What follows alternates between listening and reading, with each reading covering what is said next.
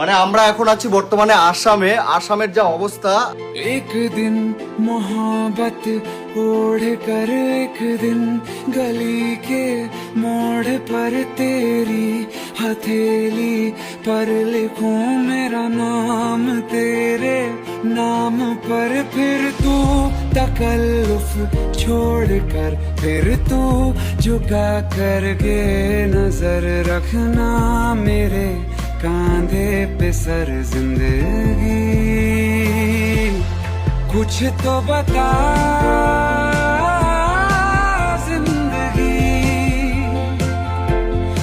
अपना पता जिंदगी कुछ तो बता মানে আমরা এখন আছি বর্তমানে আসামের যা অবস্থা, যে এই যে পুরো বাড়িটাই আন্টিতে ডুবে গেছে। এটা